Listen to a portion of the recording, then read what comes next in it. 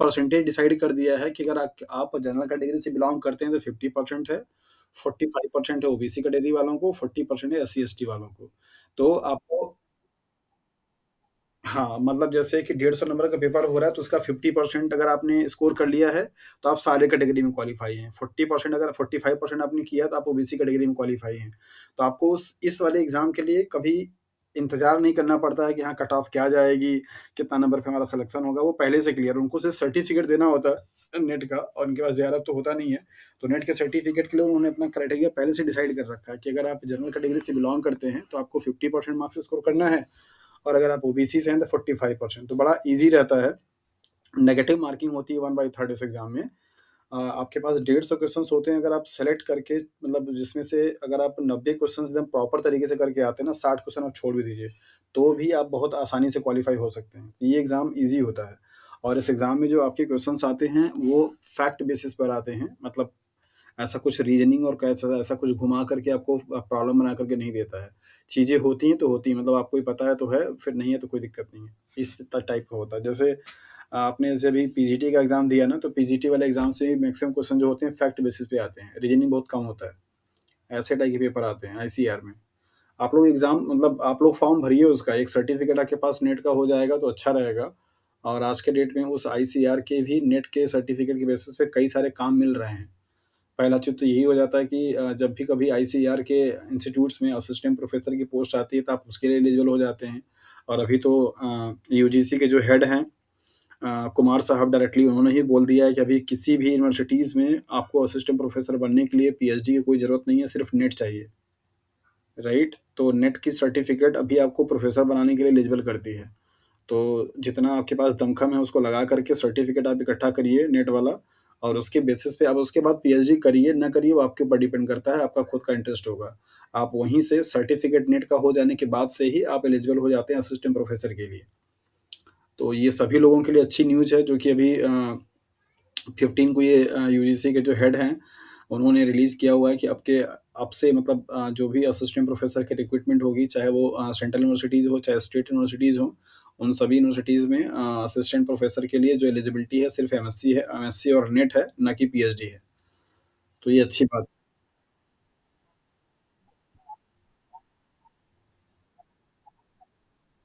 सारी यूनिवर्सिटीज़ में in the sense कि जो एग्रीकल्चर से रिलेटेड है। जैसे नॉर्मल जैसे जो एग्रीकल्चर आईसीआर की फंडेड बहुत सारी यूनिवर्सिटी है एग्रीकल्चर की। और दूसरी चीज़ ये भी है जैसे मान लीजिए सपोज़ बीएचयू है, राइट? तो हर एक यूनिवर्सिटी में आपका डिपार्टमेंट होता है एग्रीकल्चर का। तो उस एग्रीकल्चर डिपार्टमेंट में जो प्रोफ़ेसर्स की रिक्रूटमेंट आएगी असिस्टेंट की, वहाँ के लिए आप एलिजिबल होंगे। वो लोग यही माँगते ही हैं कि आपके पास आईसीआर का नेट होना चाहिए, जो भी जैसे सपोज़ कीजिए कि आप एग्रीकल्चर बायोटेक्नोलॉजी में या एनिमल बायोटेक्नोलॉजी में पोस्ट आई और आप उसके लिए अप्लाई करना चाहते हैं। तो उनका एलिजिबिलिटी जो रहेगा यही रहेगा कि आपकी एमएससी मास्टर बायोटेक्नोलॉजी में होनी चाहिए, साथ-साथ आपके पास आईसीआर का रिस्पेक्टिव कंसर्न सब्जेक्ट में नेट होना चाहिए। हाँ, बहुत सही है, तभी तो मैं बता रहा हूँ। दूसरा ये भी है कि आप इस वाले नेट के बेसिस पे ना कहीं प्रोजेक्ट में भी रिसर्च में अगर आप प्रोजेक्ट करना चाहते हैं, तो जेआरएफ की पोस्ट पे आपकी जॉइनिंग हो जाती है आईसीआर एआरएस के नेट के बेसिस पे। तो एमएससी तो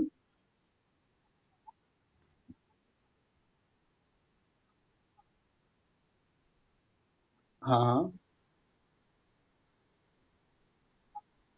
एडवर्टाइज़मेंट 2 तरीके से होता है, एक तो सोशल मीडिया साइट्स पे होते हैं, दूसरा आपका पत्राचार मीन्स पेपर के थ्रू होता है। तो पेपर वाले जो आर्टिकल्स होते हैं, वो सब सारे पेपर में नहीं होता, जो भी कुछ उनका जिसे उनका हिसाब-किताब हो। जैसे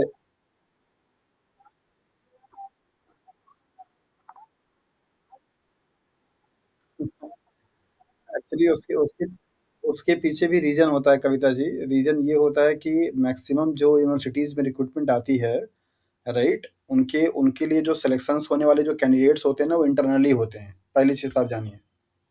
तो उनको सिर्फ़ हाँ, एग्ज़ैक्टली। तो होता क्या है, ये प्रोटोकॉल है यूजीसी का कि आप अगर किसी की भी रिक्रूटमेंट कर रहे हैं, तो उसके लिए आपका एडवर्टाइज़मेंट पब्लिकली होना चाहिए। तो उनके पास वो जो कटिंग आप जो कॉर्नर में बता रहे हैं ना कि जैसे आपका पासपोर्ट साइज़ का कटिंग के साइज़ का जो है एरिया में आपका कवर किया रहता है, वो इसलिए वो एविडेंस लगाते हैं कि मैंने इनका सिलेक्शन जो है वो पूरी प्रॉपर तरीके से चैनल को फ़ॉलो करके किया हुआ है। तो एडवर्टाइज़मेंट आता ज़रूर है पत्राचार में मीन्स पेपर में, लेकिन वो बहुत ही ना के बराबर। आपको सबसे अच्छा जो रिसोर्स है जहाँ से आप इन्फॉर्मेशंस गैदर कर सकते हैं, वो है उनका ऑफ़िशियल साइट। आप उनके ऑफ़िशियल साइट पे जाएँगे तो आपको नोटिफ़िकेशन जो भी रहेगा उनके रिगार्डिंग वो मिलता रहता है। बाकी हाँ। और आपको एक चीज़ अच्छी बात ये भी है कि लगभग जितने भी सेंट्रल यूनिवर्सिटीज़ हैं, उन सभी में एग्रीकल्चर का डिपार्टमेंट है क्योंकि आज के डेट में एग्रीकल्चर साइंस का बहुत ज़्यादा स्कोप हो गया है। मैक्सिमम जो रिसर्च आज के डेट में हो रहे हैं, एक टाइम था कि जब पहले ज़्यादा से ज़्यादा रिसर्च मॉलिक्यूलर बायोलॉजी में होता था, राइट? लेकिन आज की डेट में मैक्सिमम जो रिसर्च हो रहा है, वो कहाँ पे हो रहा है? एग्रीकल्चर के फील्ड में हो रहा है। अब एग्रीकल्चर के प्रॉब्लम को सॉल्व करने के लिए बायोटेक्नोलॉजी भी लगाई जा रही है और मॉलिक्यूलर बायोलॉजी भी लगाई जा रही है। तो टेक्निक्स जो हैं, वो मॉलिक्यूलर बायोलॉजी और बायोटेक के हैं, लेकिन उनका काम किस पे हो रहा है? एग्रीकल्चर पे हो रहा है क्योंकि एग्रीकल्चर की ही ज़रूरत है सब लोगों को। सारी पॉपुलेशंस को फूड को सप्लाई करने के लिए जो रिक्वायरमेंट हो रही है, वो एग्रीकल्चर बेस्ड है, तो उनको इम्प्रूव कराने के लिए सारे के सारे रिसर्च कंडक्ट कराए जा रहे हैं। तो इस हिसाब से मतलब सारी यूनिवर्सिटीज़ में एग्रीकल्चर का एक नया-नया अपना डिपार्टमेंट क्या हो रहा है, एस्टेब्लिश हो रहा है। तो उन सारे डिपार्टमेंट में जो वैकेंसीज़ आती हैं, उनके लिए आप इस नेट के बेसिस पे फॉर्म को अप्लाई कर सकते हैं। साथ-साथ आपकी जो स्टेट गवर्नमेंट की यूनिवर्सिटीज़ होती हैं, स्टेट गवर्नमेंट क्या करता है एंट्रेंस एग्ज़ाम लेता है और उसके थ्रू आपका रिक्रूटमेंट करता है असिस्टेंट प्रोफ़ेसर का। और असिस्टेंट प्रोफ़ेसर की रिक्रूटमेंट जो स्टेट गवर्नमेंट में होती है, वो 2 तरीके से हो सकती है। एक तो गवर्नमेंट का मतलब उस स्टेट का हायर एजुकेशन डिपार्टमेंट होता है, दूसरा उसी स्टेट का जो आपका यूपीपीएससी मतलब जो पीएससी होती है, उसके डिपार्टमेंट के थ्रू होता है। तो ये दोनों जो बॉडीज़ होती हैं, ये एग्ज़ाम कराती हैं। एग्ज़ाम करा कर के फिर आपका इंटरव्यू होता है, तब जाके जाके आपका सिलेक्शन होता है। जैसे अभी सपोज़ कीजिए कि मध्य प्रदेश में एमपी स्टेट में जो है असिस्टेंट प्रोफ़ेसर की वैकेंसी आई हुई है। तो इनका आप फॉर्म भरेंगे तो फॉर्म के लिए क्या चाहिए होता है? नेट चाहिए होता है। तो आप सेंट्रल यूनिवर्सिटीज़ के आप फॉर्म तो भरेंगे ही भरेंगे, साथ किसमें? सिलेक्शन के टाइम पीएचडी के बेसिस पे नहीं होता। हाँ, हाँ, बता रहे हैं। दोनों दोनों ही जो एग्ज़ाम कराते हैं, यूपीपीएससी कराती हो, चाहे यूपीएचएससी कराती है, दोनों के ही एग्ज़ाम एंट्रेंस बेसिस पे होते हैं। पीएचडी के बेसिस पे नहीं होता, पीएचडी वालों को प्रायोरिटी रखा दिया जाता है कि आपके पास अगर पीएचडी की डिग्री है या आपने टीचिंग का एक्सपीरियंस रखा हुआ है, तो आपको इंटरव्यू में वेटेज थोड़ा ज़्यादा दिया जाता है। लेकिन इस क्राइटेरिया को भी अब नलीफाई कर दिया गया है। अगर आपके पास सिर्फ़ एमएससी और नेट है और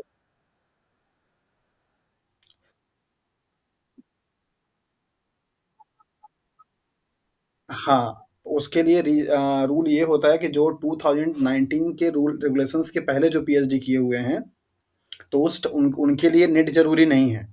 मतलब जिन जैसे पहले का जो एग्ज़ाम हुआ जो पहले की जो पीएचडी होती थी ना, वो नेट के बेसिस पे नहीं होता था। वो ऐसे गुरुजी का पैर पकड़ के पीएचडी कर लेते थे लोग। तो उनके लिए रूल है कि जिनकी पीएचडी 2009 से पहले वाले सेशन में की गई है, उनके लिए नेट ज़रूरी नहीं है। 2009 के और 2016 के बाद से जितने लोग होंगे, उनके लिए नेट ज़रूरी है। ये है उसका नियम। तो फिलहाल आप लोग हाँ,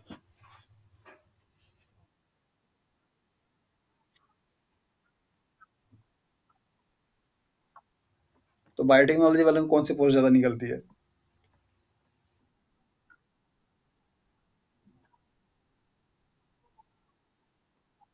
बिल्कुल, बिल्कुल कर सकते हैं। माइक्रो वाले बॉटनी में भी कर सकते हैं। माइक्रो वाले जो स्टूडेंट होते हैं, आपका जो आईसीएआर का एआरएस का नेट आया हुआ है ना, उसमें आपके लिए भी सब्जेक्ट है। आप उसको देख कर के उसको भरिए और एग्रीकल्चर यूनिवर्सिटीज़ में माइक्रोबायोलॉजी का बड़ा रिक्वायरमेंट है। पूरा का पूरा काम एग्रीकल्चर में तो माइक्रोब से ही होता है ना जी। तो उसमें जो उसका सिलेबस अलग है और आईसीएआर का सिलेबस अलग है। सारा उसके जो मैंने लिंक आप लोगों को दिया हुआ है, उस लिंक पे आप क्लिक करेंगे तो पीडीएफ डाउनलोड हो जाएगा और अगर आप लोगों को ज़रूरत होगी तो मैं पीडीएफ पूरा आपको ग्रुप में शेयर कर दूँगा। उसमें आपको सारा डिटेल हुँ, सारा नहीं है, उसमें 10 ही यूनिट है।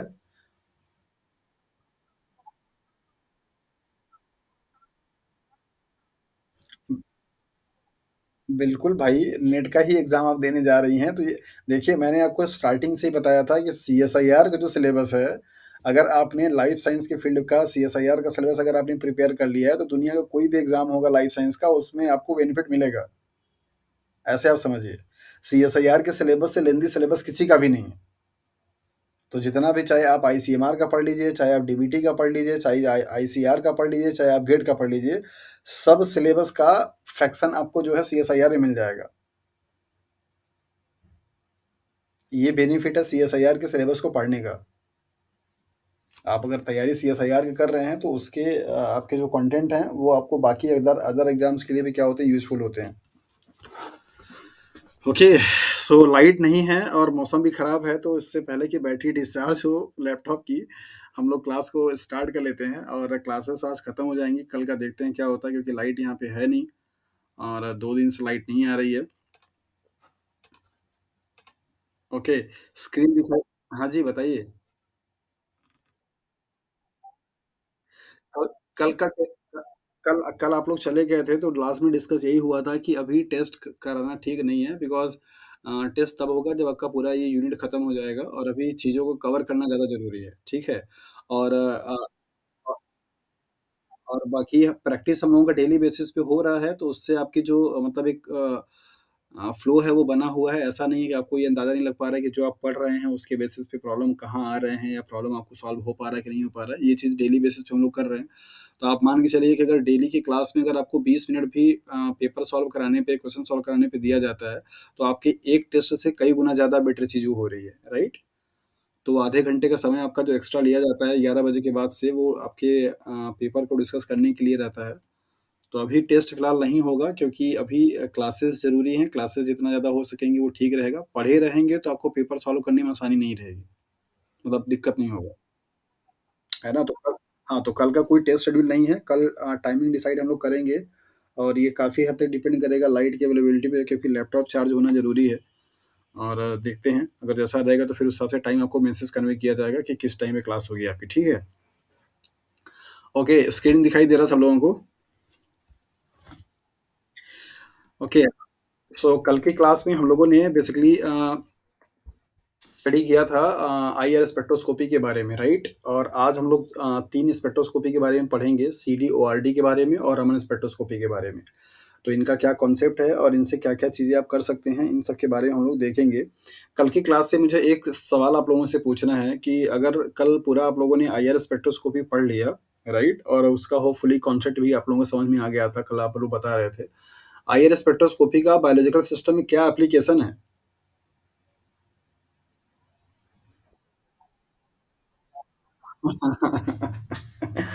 Very very good. काफी स्मार्ट आंसर है। ओके, आईआर का एक वेरिएशन होता है, एफटीआईआर के नाम से जाना जाता है, या आपके एग्जाम में इससे सवाल आते हैं, तो इसको ध्यान से समझ लीजिए। जितने भी बायोलॉजिकल सिस्टम में पाए जाने वाले मॉलिक्यूल्स होते हैं ना, उनके पास या तो हाइड्रोक्सिल ग्रुप होता है, या तो कार्बोक्सिलिक ग्रुप होता है, या तो कीटोन ग्रुप होता है, या तो एल्डिहाइड ग्रुप होते हैं, और या तो फिर आपका एल्किल ग्रुप होता है, राइट? ये सारे पॉसिबल फंक्शनल ग्रुप हैं ऑर्गेनिक कंपाउंड में पाए जाने वाले। सो जैसा कि आपको पता है कि आपके बायोमोलिक्यूल्स जो होते हैं वो सब के सब ऑर्गेनिक हैं। आप अगर कार्बोहाइड्रेट की बात करें तो उसमें हाइड्रोक्सिल ग्रुप पाया जाता है। अगर आप लिपिड की बात करें तो कार्बोक्सिलिक ग्रुप पाया जाता है, और अगर आप कार्बोहाइड्रेट की बात करें तो फिर से कीटोन ग्रुप पाया जा सकता है, या एल्डिहाइड पाए जा सकते हैं, राइट? ये सारे ग्रुप आपके पाए जाते हैं। तो किसी भी मॉलिक्यूल्स में कौन सा फंक्शनल ग्रुप प्रेजेंट है, उस फंक्शनल ग्रुप को आइडेंटिफिकेशन कराने के लिए हम लोग आईआर स्पेक्ट्रोस्कोपी का एक वेराइटी है, एफटीआईआर के नाम से जाना जाता है। तो आईआर स्पेक्ट्रोस्कोपी का यूज क्या है? टू आइडेंटिफाई या to determine the functional group of a given compounds. उसका काम सिर्फ इतना ही है कि जितने भी आपको, जैसे सपोज अगर मैं यहाँ पे बात करूँ, तो ये आपका अल्कोहल ग्रुप है, ये आपका एल्डिहाइड ग्रुप है, ये सारे जो आपके ग्रुप है ना, इन ग्रुप के नेचर को पता करने के लिए अगर आपको सवाल पूछा जाएगा, तो आप बताएंगे कि आईआर स्पेक्ट्रोस्कोपी को हम यूज करते हैं। उसका एक यही एप्लीकेशन है। एप्लीकेशंस जानते रहना जरूरी है, क्योंकि कभी कभी डायरेक्टली आपको टेक्निक का नाम देकर के उनके एप्लीकेशन ही पूछ देते हैं, तो पता लगा आपने पूरी की पूरी केमिस्ट्री तो पढ़ ली आईआर स्पेक्ट्रोस्कोपी। हाँ हाँ, लगा। बिल्कुल लगाए हैं। कौन बोल रहा, मनीषा बोल रही है क्या? नहीं, कृष्णा। आप टेंशन ना लीजिए, कल के बाद आपको होपफुली वो वीडियो मिल जाएँगे, घबराइए नहीं। बस लाइट रहनी चाहिए यूपी में। आपके हरियाणा, राजस्थान, पंजाब में तो लाइट है, लेकिन यहाँ यूपी में लाइट की क्राइसिस है। राइट? है नहीं अभी। ओके, तो फंक्शनल ग्रुप को पता करने के लिए हम लोग क्या करते हैं, आईआर स्पेक्ट्रोस्कोपी को यूज़ करते हैं। इस चीज़ को आप अच्छे से ध्यान रखिएगा। बाकी सारे कॉन्सेप्ट हम लोगों ने डिस्कस कर लिया था। अब आज की क्लास में जो हम लोग डिस्कस करने वाले हैं वो आपका जो टेक्निक है that is CD means circular dichroism and ORD optical rotatory dispersion. ये 2 आपके स्पेक्ट्रोस्कोपी की टेक्निक हैं और इनसे क्या-क्या चीज़ें हम लोग इन्फॉर्मेशंस गैदर कर सकते हैं, इनके बारे में डिस्कस करेंगे। ये आपको सीडी-ओआरडी को पढ़ने से पहले कुछ चीज़ों के बारे में जानकारी आपको होनी चाहिए, लाइक जैसे ऑप्टिकली एक्टिव कंपाउंड्स क्या होते हैं और ऑप्टिकली एक्टिव कंपाउंड्स की प्रॉपर्टीज़ क्या होती है, कैसे आप देख कर के ये बताएँगे कि ये वाला कंपाउंड आपका ऑप्टिकली एक्टिव है या ऑप्टिकली इनएक्टिव है। ओके, तो इन कॉन्सेप्ट को हम लोग यहाँ पे समझ लेते हैं और जिसके बेसिस पे ही आपका पूरा दोनों का दोनों टेक्निक क्या है वो बेस्ड होती है। सो ऑप्टिकली एक्टिव कंपाउंड को बेसिकली होने के लिए क्या ज़रूरी है कि ऑप्टिकली एक्टिव कंपाउंड्स ऐसे होते हैं जिनके पास ये प्रॉपर्टी होती है कि जब कभी भी उन कंपाउंड्स के सॉल्यूशन से लाइट को अगर पास कराया जाता है, तो लाइट को क्या कर सकते हैं, मूव करा सकते हैं, मतलब रोटेट करा सकते हैं। चाहे लेफ्ट हैंडेड साइड में या तो फिर राइट हैंडेड साइड में। सो ऐसे सारे मॉलिक्यूल जिनके पास ये एबिलिटी होती है कि जो प्लेन पोलराइज्ड लाइट को या सर्कुलरली पोलराइज्ड लाइट को क्या कर सकते हैं, रोटेट करा सकते हैं, उनको आप ऑप्टिकली एक्टिव कंपाउंड बोलते हैं, राइट? तो ऑप्टिकली एक्टिव कंपाउंड को कैसे आप पहचानेंगे, उनके लिए क्या प्रॉपर्टी होती है, ये चीज़ यहाँ पे देख लेते हैं। तो यहाँ पे देखिए टर्म लिखा हुआ है ऑप्टिकली एक्टिव कंपाउंड्स, इसके बाद स्लैश करके लिखा है कायरल कंपाउंड, राइट? ये कायरल जो कंपाउंड जो होते हैं, इनके बेसिस पे आप बताते हैं कि कौन सा मॉलिक्यूल आपका ऑप्टिकली एक्टिव होगा और कौन सा आपका ऑप्टिकली एक्टिव नहीं होगा। ऐसे कंपाउंड जिनमें आपका जो कार्बन है, का जैसा कि आपको पता है कि कार्बन की वैलेंसी 4 होती है। अगर इस कार्बन की जो वैलेंसी है 4, वो अलग-अलग ग्रुप से क्या किया गया, अगर सैटिस्फाइड की गई हो, मीन्स कंप्लीट किया गया हो, तो ऐसे मॉलिक्यूल्स को आप क्या बोलते हैं, कायरल कार्बन बोलते हैं। क्या बोलते हैं? Chiral carbon. और अगर किसी भी कंपाउंड में एक भी कार्बन अगर आपका क्या है, कायरल वाला है, मतलब अगर एक कार्बन आपका ऐसा है जिसकी 4 जो वैलेंसी है वो अलग-अलग डिफरेंट-डिफरेंट ग्रुप से क्या की गई है, कंप्लीट की गई हो, तो उसको आप क्या बोलेंगे, कायरल कार्बन बोलेंगे और ऐसे कंपाउंड्स को आप कायरल कंपाउंड के नाम से जानते हैं। और उन कंपाउंड्स के पास ये एबिलिटी होती है कि वो प्लेन पोलराइज्ड लाइट को क्या कर सकते हैं, रोटेट करा सकते हैं। तो आप उनको क्या बोलेंगे, optically active compound. So for any compound to be a optically active compound, it is necessary to the carbon, at least one carbon has completed their 4 valencies with a different group. किसी भी molecules को optically active compound होने के लिए ये ज़रूरी है कि उस मॉलिक्यूल में एटलीस्ट एक जो कार्बन हो, उस कार्बन की 4 जो वैलेंसीज़ हैं, वो अलग-अलग ग्रुप से क्या की गई हों, सैटिस्फाई की गई हों। तब जाकर के वो आपका कंपाउंड क्या कहलाएगा, ऑप्टिकली एक्टिव कहलाएगा।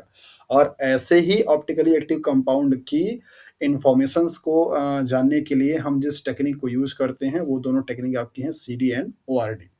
तो पहले यहाँ पे हम लोग देखते हैं कि जैसे यहाँ पे जो मैंने कंपाउंड्स आपको लिख रखे हैं, जैसे लैक्टिक एसिड है, आपके बायोलॉजिकल सिस्टम में पाया जाने वाला एक इम्पोर्टेंट मॉलिक्यूल है। यहाँ पे आप देखिए कि ये जो आपका कार्बन है, इसकी 4 वैलेंसी है, एक आपका हाइड्रॉक्सिल ग्रुप से, दूसरा आपका कार्बोक्सिलिक ग्रुप से, तीसरा आपका मिथाइल ग्रुप से, चौथा आपका हाइड्रोजन ग्रुप से। तो हम कह सकते हैं कि ये वाला जो कार्बन है कैसा आपका कायरल कार्बन है और अगर कायरल कार्बन होगा तो ये आपका क्या कहलाएगा, ऑप्टिकली एक्टिव कंपाउंड कहलाएगा।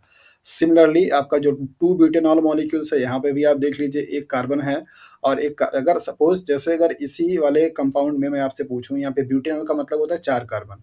इसके स्ट्रक्चर को अगर हम थोड़ा सिंप्लीफाई करेंगे तो आप यहाँ पे इस तरीके से इसको ऐसे लिख सकते हैं, CH3, फिर इसके बाद यहाँ पे CH, इसके बाद यहाँ पे क्या लिखेंगे, OH और इसके बाद आप यहाँ पे क्या लिखेंगे, दैट इज़ CH2 और CH3। ये 4 कार्बन है और आपका ये नंबरिंग कर देंगे तो ये 1 और ये 2 और ये 3 और ये 4। तो सेकंड कार्बन पे क्या है आपका हाइड्रॉक्सिल ग्रुप है, इसलिए इसका आप क्या नाम देते हैं, 2 ब्यूटेनॉल।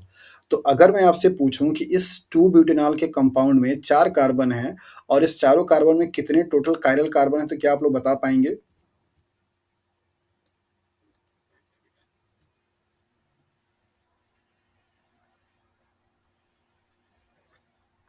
हाँ जी।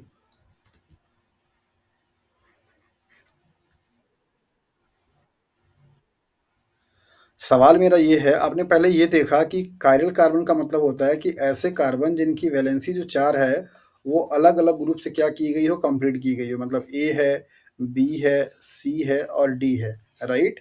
तो मेरा सवाल आपको यहाँ पे ये है कि एक मॉलिक्यूल है 2 ब्यूटेनॉल, जिसके पास ब्यूटेनॉल का मतलब होता है 4 कार्बन। यहाँ पे 4 कार्बन वाले कंपाउंड हैं। इस कार्बन का स्ट्रक्चर मैंने आपको यहाँ पे बना दिया, थोड़ा मैं ठीक से बना देता हूँ ताकि आपको क्लियरली दिखाई दे जाए। जैसे मान लीजिए कि आपका यहाँ पे क्या है, ये CH3 है, इसके बाद आपका यहाँ पे क्या है CH है, मतलब यहाँ पे OH ग्रुप लगा हुआ है।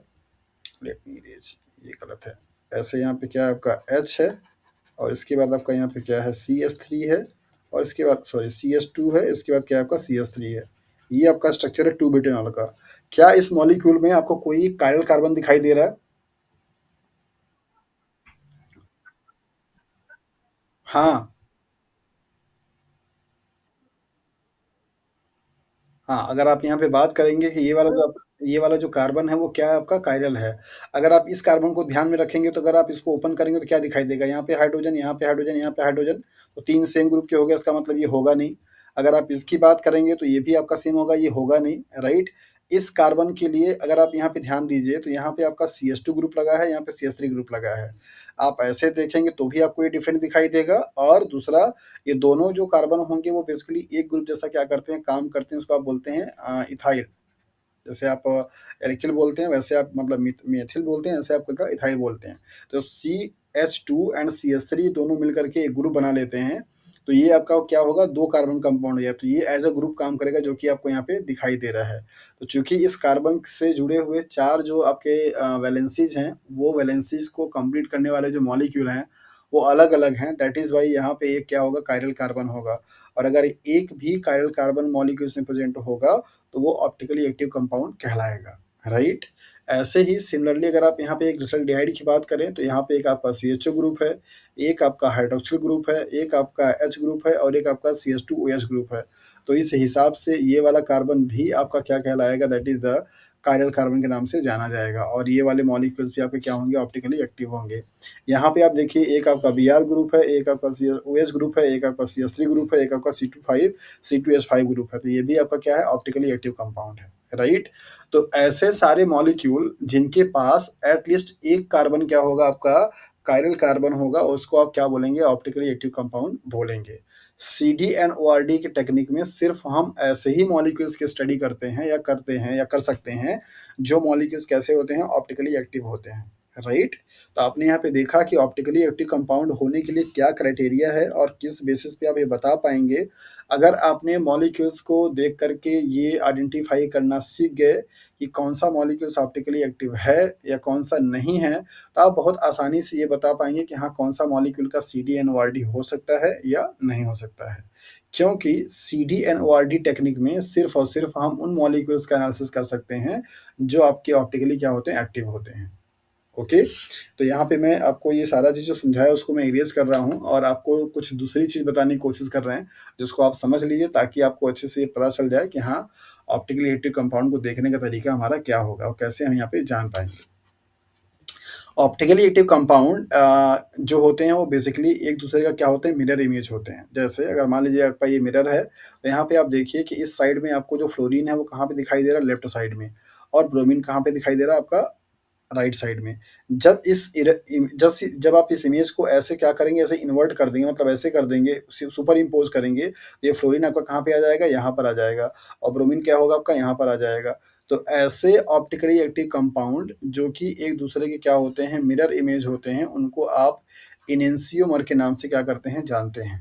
किसके नाम से जानते हैं? इनेंसियोमर। इनेंसियोमर बेसिकली एक आइसोमर के टाइप होते हैं। कौन से आइसोमर? जो कि आपके होते हैं ऑप्टिकली एक्टिव कंपाउंड्स के। तो ऑप्टिकली एक्टिव कंपाउंड का ऐसा दो स्ट्रक्चर जो कि आपस में एक दूसरे के क्या हो, मिरर इमेज होता है, वो एक दूसरे के इनेंसियोमर कहलाते हैं। तो आप किसी भी मॉलिक्यूल्स की अगर वो मॉलिक्यूल इनेंसियोमेरिक कंडीशन में होता है, मतलब इनेंसियोमर अगर होता है, तो इसका मतलब ही है वहाँ पे कि उसके पास आपके क्या हैं, ऑप्टिकली एक्टिव कार्बन है, मीन्स कायरल कार्बन है और वो वाला मॉलिक्यूल आपका CDNORD स्पेक्ट्रोस्कोपी दे सकता है। तो इनेंसियोमर क्या है? दो स्ट्रक्चर जो कि आपस में एक दूसरे का मिरर इमेज हो, मतलब सुपर इम्पोज अगर कर दिया जाए, जैसे इस वाले कार्बन मतलब इस वाले कंपाउंड को ऐसे फ्लिप कर दिया जाए, मान लीजिए कंपाउंड इसको ऐसे फ्लिप किया जाए, तो ये आपका फ्लोरीन कहाँ पे जाएगा, यहाँ पे चला जाएगा और ब्रोमीन आपका क्या होगा, यहाँ पे आ जाएगा। मतलब जो अभी आपका यहाँ राइट में दिखाई दे रहा है वो लेफ्ट में हो जाएगा और जो आपका लेफ्ट में दिखाई दे रहा है वो राइट में चला जाएगा। तो इस हिसाब से ये दूसरे एक दूसरे के क्या हैं, मिरर इमेज हैं। तो ऐसे स्ट्रक्चर को या ऐसे आइसोमर्स को हम इनेंसियोमर के नाम से जानते हैं। ध्यान दीजिएगा कि दो इनेंसियोमर कंपाउंड के सारी प्रॉपर्टीज क्या होती हैं, सेम होती हैं, सिर्फ दो चीज़ों को छोड़ करके। नंबर पहला, उन कंपाउंड्स में जो आपके ग्रुप लगे हुए हैं, उन ग्रुप का स्पेशियल अरेंजमेंट मतलब ये लोकेशंस जैसे यहाँ पे अगर आप देखिए तो फ्लोरीन कहाँ पे है आपका इस साइड में है मतलब राइट लेफ्ट साइड में, ब्रोमीन आपका कहाँ पे है राइट साइड में, जबकि अगर आप इस मॉलिक्यूल में देखेंगे तो ब्रोमीन आपका कहाँ पे आ रहा है लेफ्ट साइड में और फ्लोरीन कहाँ पे आ रहा है आपका राइट साइड में। सो एनंसियोमेरिक कंपाउंड्स के पास जितनी सारी फिजिकल और केमिकल प्रॉपर्टीज होती हैं वो सब के सब क्या होती हैं सेम होती हैं। सिर्फ दो प्रॉपर्टी उनकी क्या होती है अलग होती है। नंबर पहला, उन दोनों एनंसियोमेरिक फॉर्म में जो आपके ग्रुप लगे हुए होते हैं उन ग्रुप का जो स्पेशियल अरेंजमेंट होता है मतलब ऐसे थ्री डायमेंशंस में जो उनका अरेंजमेंट या जो उनकी पोजीशन होती है वो डिफर होती है। दूसरा, उन मॉलिक्यूल्स का दोनों एनंसियोमर जो मॉलिक्यूल्स होते हैं उनका किसी दूसरे ग्रुप से जो रिएक्ट करने का या दूसरे मॉलिक्यूल से रिएक्ट करने की जो एफिनिटी होती है वो अलग-अलग होती है। मतलब दोनों मॉलिक्यूल्स का क्या होगा अलग होगा। जैसे अगर आप यहाँ पे बात करें, ये वाला जो आपका एनंसियोमेरिक फॉर्म होता है उसका ओरिएंटेशन अलग है तो वो अलग एंगल से रोटेट कर सकता है। जैसे अगर आपने केमिस्ट्री में SN1 रिएक्शन पढ़ा है, SN1 and SN2 reaction. Nuclear substitution reaction के नाम से आपको पढ़ाया गया है 11th और 12th क्लास की केमिस्ट्री में। तो वहाँ पर आपको एक एग्जांपल दिया जाता था कि मतलब एक केस में क्या होता है कि आपके जो अटैकिंग रिएजेंट होते हैं वो ऐसे क्या करते हैं पीछे से अटैक करते हैं और जबकि एक में क्या होता है ऐसे आगे से अटैक करता है। तो उनके बेसिस पे आपका अगर आप समझना यहाँ पे चाहें, जैसे मान लीजिए कि अगर कोई भी स्पीशीज़ जो कि फ्लोरीन से रिएक्ट करना चाहता है इस केस में और मान लीजिए आपका फ्लोरीन का जो रिएक्टिंग स्पीशीज़ है उसका ओरिएंटेशन यहाँ पे है, तो वो बड़े आसानी से क्या करेगा रिएक्ट कर जाएगा। जबकि इस वाले मॉलिक्यूल्स में अगर आपका रिएक्टिंग स्पीशीज यहाँ पे है तो उसको फ्लोरीन से रिएक्शन करने में क्या होगी हिंड्रेंस होगी किसका इस वाले ग्रुप का। तो इस एग्जांपल से आपको मैं ये समझाना चाह रहा हूँ कि जो आपके इनएंसियोमेरिक कंपाउंड्स होते हैं उन कंपाउंड्स की सारी केमिकल प्रॉपर्टी क्या होती है सेम होती है लेकिन दो चीज़ें क्या होती हैं आपकी डिफर होती हैं। नंबर पहला, उन मॉलिक्यूल्स में जो आपके ग्रुप लगे हुए हैं उन ग्रुप का जो पोजीशन होगा वो, और नंबर दूसरा उन ग्रुप का जो दूसरे ग्रुप के साथ में इंटरेक्शंस होने वाला है या जो रिएक्शंस क्रिएट होने वाली है एफिनिटी होने वाली है वो क्या करता है डिफर करता है। बस यही दो चीज़ें क्या होती हैं डिफर होती हैं, बाकी सारी प्रॉपर्टी क्या होगा आपका सेम होगा। तो अभी आप लोग उस कंडीशन में आ चुके हैं कि अगर आपको मैं फर्दर कोई एग्जांपल यहाँ पे दूँगा, तो आप उसको देख कर के बता पाएँगे कि हाँ, ये वाला मॉलिक्यूल आपका ऑप्टिकली एक्टिव है या नहीं है। और अगर वो मॉलिक्यूल्स अगर आपका ऑप्टिकली एक्टिव होगा, फिर तो वो CDN-ORD टेक्निक के थ्रू एनालिसिस किया जा सकता है। अगर वो ऑप्टिकली एक्टिव नहीं होगा, तो वो उसकी एनालिसिस हम नहीं कर सकते हैं। तो मतलब कि अब आप किसी कंपाउंड को देख कर के ये बता सकते हैं कि हाँ, उस कंपाउंड का CDN-ORD एनालिसिस किया जा सकता है या नहीं। तो क्या आप सब लोग अभी रेडी हैं? मैं अगर कोई एग्ज़ाम्पल यहाँ पे दूँ लिख कर के तो आप उसे बताएँगे कि हाँ, ये मॉलिक्यूल आपका ऑप्टिकली एक्टिव है या नहीं है?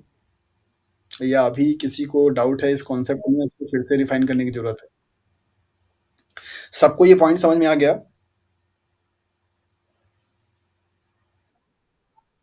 Very good. तो अभी हम लोग यहाँ पे कुछ एग्ज़ाम्पल्स देखेंगे और उन क एग्ज़ाम्पल्स के बेसिस पे आपको बताना रहेगा कि हाँ, ये वाले मॉलिक्यूल्स कर सकते हैं या नहीं कर सकते हैं, राइट? तो पहला आपके पास जो एग्ज़ाम्पल यहाँ पे मैं दे रहा हूँ, वो एग्ज़ाम्पल है आपका C2H4 का फर्स्ट कंपाउंड है। दूसरा कंपाउंड है आपका यहाँ पे C6H12O6।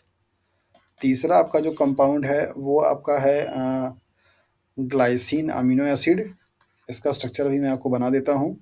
और चौथा आपके पास एग्ज़ाम्पल जो है वो है पेंटोस शुगर। तो इसका स्ट्रक्चर मैं यहाँ पे ड्रॉ कर दे रहा हूँ, तो इसका स्ट्रक्चर आप ड्रॉ कर सकते हैं। कार्बन डबल बॉन्ड कार्बन, 2 आपके हाइड्रोजन लगे हुए हैं तो इस तरीके से बन जाएगा ऐसे। और अगर आप इसका स्ट्रक्चर देखना चाहते हैं तो इसका स्ट्रक्चर आप ऐसे बना सकते हैं।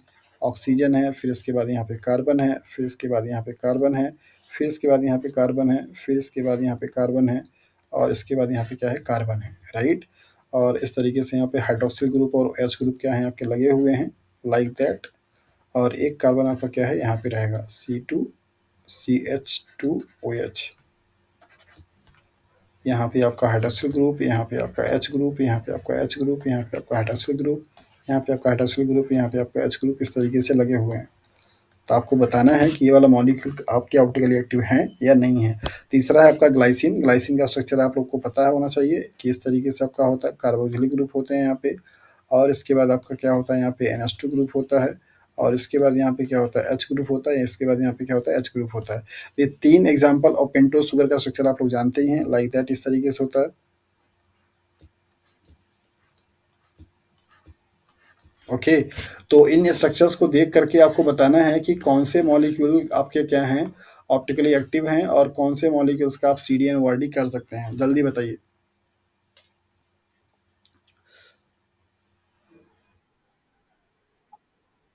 पहले हम op option option number first पे चलेंगे। क्या यहाँ से शुरू करते हैं। लिसन, लिसन, लिसन, सब लोग आंसर करिएगा। क्या इस वाले मॉलिक्यूल्स का मतलब क्या ये मॉलिक्यूल ऑप्टिकली एक्टिव है?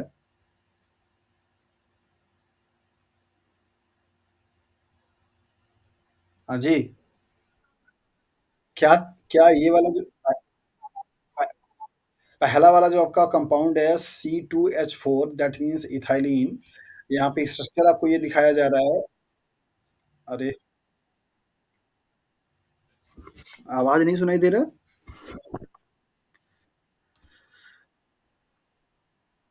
नेटवर्क का अच्छा ओके। पहला वाला कंपाउंड ऑप्टिकली एक्टिव नहीं है, राइट? है ना? क्या ये आंसर सब लोगों का है या सिर्फ़ कुछ लोगों का? फर्स्ट वाला जो कंपाउंड है का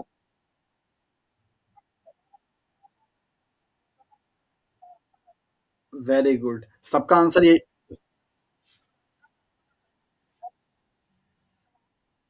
अच्छा चलिए पहले वाले पे सबकी सहमति है मतलब सब लोगों का आंसर यही है। मुमताज़ आपने कुछ आंसर नहीं दिया, ना मुमताज़ ने दिया है, ना निक्की पंवार ने दिया है और कौन जुड़े हैं यहाँ पे? आप लोग भी आंसर करिए, देखें ज़रा क्या आंसर आप लोगों का आ रहा है।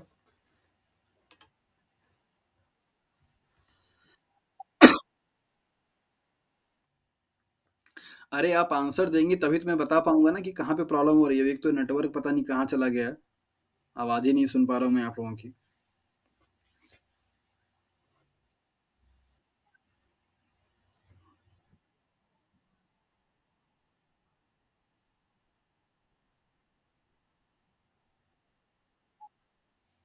अच्छा, अच्छा, ओके, ओके, आपने बता दिया। कृष्णा की तरफ भी नेटवर्क का ही प्रॉब्लम है। मनीषा आप कुछ बताना चाहती हैं?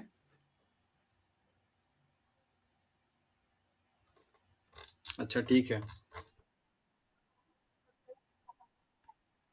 अच्छा, तो क्या पहले वाले क्वेश्चंस पे सब लोगों की सहमति है कि फर्स्ट वाला जो ऑप्शन दिया जा रहा है C2H4 ये ऑप्टिकली एक्टिव कंपाउंड नहीं है? ओके, तो इसका मतलब ये हुआ कि इस वाले कंपाउंड का हम लोग CD-NORD टेक्निक से यूज़ नहीं कर सकते हैं। चलिए, अभी नेक्स्ट आप लोगों का ग्लाइसिन पे बात चल रही थी, तो ग्लाइसिन को यहाँ पे देख लेते हैं। क्या ग्लाइसिन आपका ऑप्टिकली एक्टिव कंपाउंड है?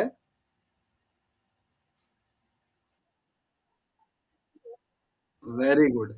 क्योंकि यहाँ पे आपका 2 क्या है हाइड्रोजन ग्रुप लगा हुआ है, तो 2 अगर आपके सेम ग्रुप हो जाएँगे तो ये कायरल कार्बन नहीं कहलाएगा और अगर कायरल कार्बन नहीं होगा, तो ये ऑप्टिकली एक्टिव कंपाउंड नहीं हो सकता है। सो ऑप्शन नंबर 2 मतलब 3 भी आपका क्या है CD-NORD टेक्निक से इसका यूज़ हम नहीं कर सकते हैं। ऑप्शन नंबर 2 पर आते हैं, ये आपका यहाँ पे C6H12O6 दे रखा है। इसका मैंने रिंग फॉर्म बना दिया, अगर मैं इसका ओपन चेन फॉर्म बनाऊँ शायद आप आसानी से समझ पाएँगे। तो मैं उसको भी ड्रॉ कर देता हूँ अभी यहाँ पे। और थर्ड के ग्लूकोज़ के लिए क्या है आप लोगों का आंसर? मतलब ये ग्लूकोज़ ऑप्टिकली एक्टिव कंपाउंड है? ओके, वेरी गुड और बाकी सब लोग का क्या आंसर है?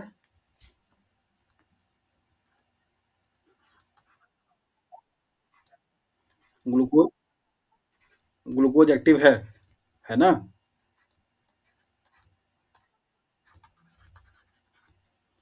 ओके, अगर मैं आप लोगों से पूछूँ कि यहाँ पे ग्लूकोज़ में कितने काइरल कार्बन हैं, तो कितना क्या बताएँगे आप लोग?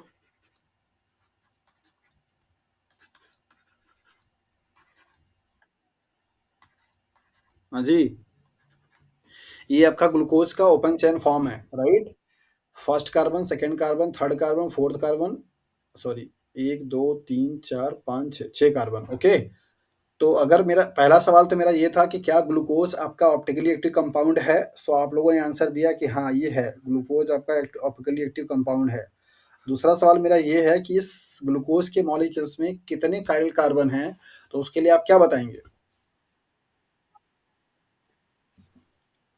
सिर्फ़ 2, सिर्फ़ 2।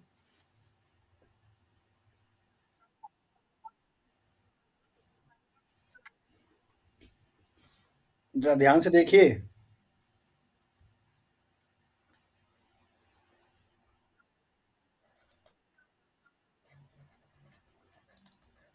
Total number of stereo isomer निकालने के लिए हमारे पास फ़ॉर्मूला होता है, दैट इज़ 2 के पावर n, जहाँ पे n क्या होती है? Number of chiral carbon. ये आपसे एग्ज़ाम में सवाल पूछा जाता है। किसी भी मॉलिक्यूल्स में अगर आपने कायरल कार्बन को फाइंड आउट कर लिया है, तो इस फ़ॉर्मूले को लगा करके 2 की पावर n फ़ॉर्मूले को लगा करके आप ये बता पाते हैं कि ये वाला मॉलिक्यूल कितना आइसोमेरिक फॉर्म बना सकता है पॉसिबल। तो अगर आपसे एग्ज़ाम में सवाल पूछा जाएगा कि ग्लूकोज़ मॉलिक्यूल्स कितने स्टीरियो आइसोमर बना सकते हैं, और ऑप्शन आपके पास मान लीजिए यहाँ पे हो 18 हो, 20 हो, 10 हो, 16 हो, तो आप क्या बताएँगे? कैसे बताएँगे? ये फ़ॉर्मूला समझ पहले पहले आप इसको देखिए, स्टीरियो आइसोमर वो होते हैं जिनका जो कि सिर्फ़ स्पेशियल जो अरेंजमेंट होता है, उनमें क्या होते हैं, डिफरेंट होते हैं। जैसे अभी हम लोग ऑप्टिकली वाले एनेंशियोमर के देख रहे थे। इस एनेंशियोमर स्टीरियोमर का क्या है, टाइप है। स्टीरियोमर के 2 फॉर्म होते हैं, डायस्टीरियोमर एंड एनेंशियोमर। तो डायस्टीरियोमर वो होते हैं जो कि एक-दूसरे के मिरर इमेज नहीं होते, और एनेंशियोमर वो होते हैं जो कि दूसरे के मिरर इमेज होते हैं। तो किसी भी ऑप्टिकली एक्टिव कंपाउंड में कितना नंबर ऑफ आइसोमर होगा, इस चीज़ को निकालने के लिए हमारे पास फ़ॉर्मूला होता है 2 टू द पावर n, और जहाँ पे n आपका क्या होता है, नंबर ऑफ कायरल कार्बन। तो अगर आपका नाम सपोज़ जैसे अगर n की वैल्यू आपकी क्या आती है, 1 आती है, तो यहाँ पे आप क्या रखेंगे, 1 रखेंगे, तो वैल्यू कितना निकल जाएगा, 1। अगर n की वैल्यू आपकी 2 आती है, तो यहाँ पे क्या रखेंगे, 2 की पावर आप 2 रखेंगे, तो ये वैल्यू कितनी हो जाएगी, 4। अगर आपका 3 आता है, तो आप क्या रखेंगे, यहाँ पे 2 की पावर 3 रखेंगे, तो वैल्यू कितना हो जाएगा, 2 2 जा 4 और 4 2 जा 8, इस तरीके से। तो यहाँ पे क्या हो जाएगा, 8 हो जाएगा। तो आप किसी भी मॉलिक्यूल्स में कायरल कार्बन को देख करके ये बता सकते हैं कि उसके पॉसिबल आइसोमर कितने हैं। तो सवाल मेरा ये है कि आपके पास जो ग्लूकोज़ का स्ट्रक्चर यहाँ पे मैंने ड्रॉ किया हुआ है, ये मॉलिक्यूल कितना पॉसिबल आइसोमर बनाएगा?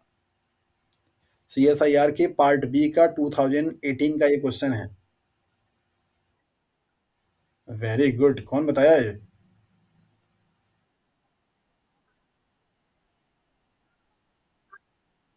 पहला आंसर कौन दिया पहले, हमको ये जानना है। Very good. हाँ, वंदना आप क्या बता रही थी, बताइए? चलिए देखते हैं यहाँ पे, क्या ये पहला वाला कार्बन कायरल होगा?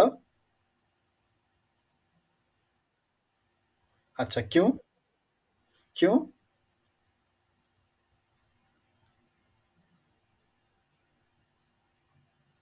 सीएचओ ग्रुप का कार्बन कायरल क्यों नहीं है? अरे भाई, तो ग्रुप क्या क्या ग्रुप फंक्शनल वो नहीं हो सकते हैं, कायरल कार्बन? मेरा मेरा सवाल सिर्फ सिंपल सा है। मेरा सवाल सिर्फ सिंपल सा है कि सीएचओ ग्रुप कायरल कार्बन क्यों नहीं, मैं ये जानना चाह रहा हूँ।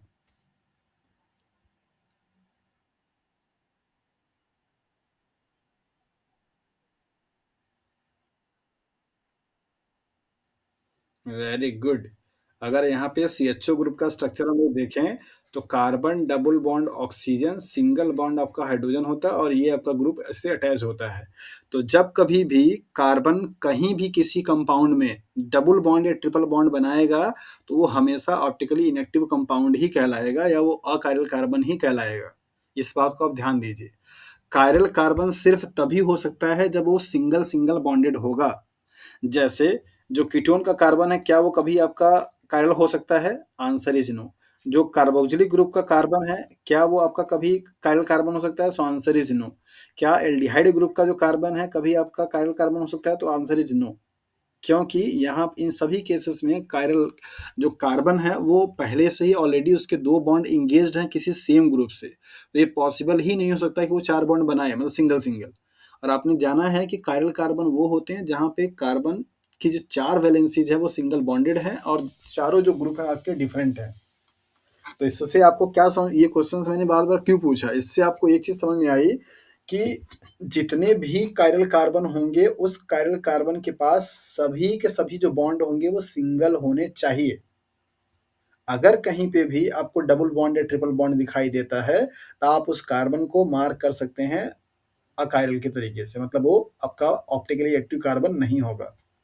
चलिए, अब आगे देखते हैं। तो पहला आपका ये गलत हो गया कि मतलब सही हो गया कि ये वाला कार्बन आपका कायरल कार्बन नहीं है। अब आते हैं इस वाले कार्बन पे।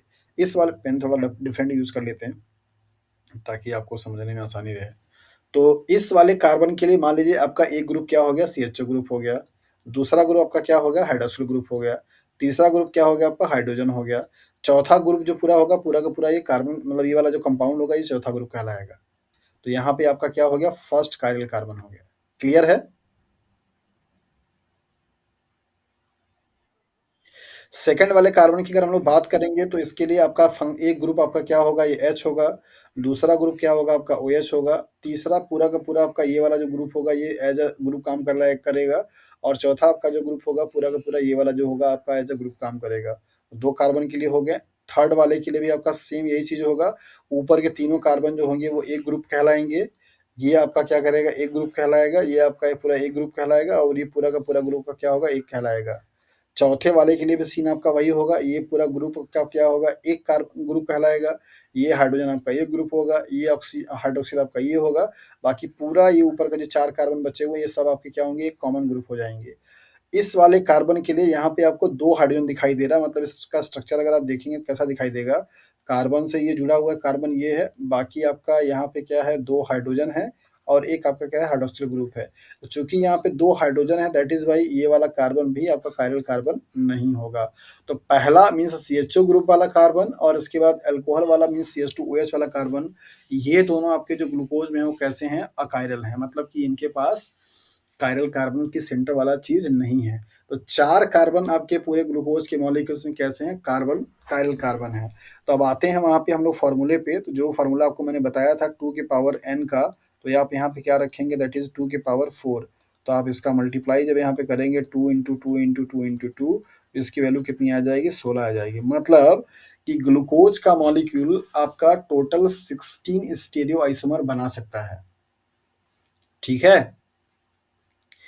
तो जरा आप मुझे जल्दी से बता दीजिए कि ये आपका ग्लिसरॉल्डिहाइड, जो कि आपके ग्लाइकोलिसिस का पहला आपका मॉलिक्यूल होता है बनने वाला, जो कि ब्रेक डाउन होता है ग्लूकोज का, इस मॉलिक्यूल्स का कितना स्टीरियो आइसोमर बनेगा?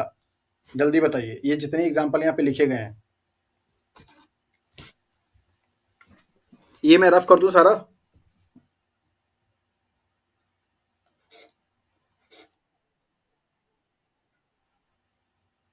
पहले पहले मैं ये जानना चाह रहा हूँ, ये मैं पूरा रफ कर दूं? ओके, तो आप मुझे पहले इस वाले कंपाउंड पे आना। पहले आते हैं लैक्टिक एसिड पे। जरा हमको बताइए कि लैक्टिक एसिड कितना आइसोमर बना सकता है, ये जल्दी बताइए। 2 आइसोमर बनाएगा। Very good.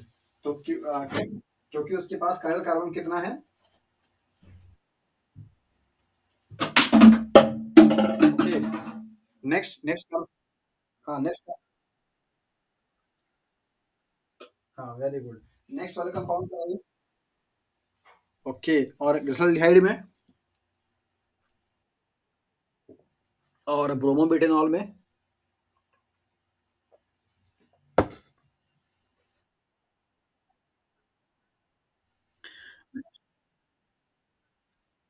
तो 2 आइसोमर, 2 आइसोमर, 2 आइसोमर, 2 आइसोमर, और यहाँ पे भी आपका 2 आइसोमर। वो आइसोमर कौन है, यही वाले, आप इसका देख लीजिए, एक ही आपका ये, एक आपका ये। ठीक है? तो आप किसी भी कंपाउंड को देख करके आप क्या-क्या बता सकते हैं? नंबर पहला, कि वो कंपाउंड ऑप्टिकली एक्टिव है कि नहीं है, ये बता सकते हैं। वो compound CD and ORD spectroscopy technique से यूज़ किया जा सकता है कि नहीं, ये बता सकते हैं।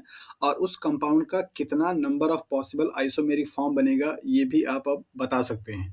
क्या इन तीनों चीज़ को बताने में किसी को कोई डाउट है?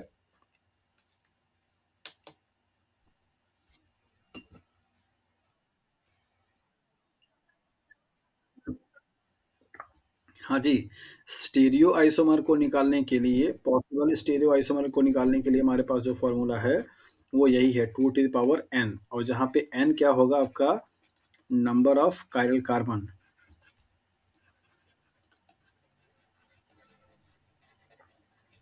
ठीक है। हम्म।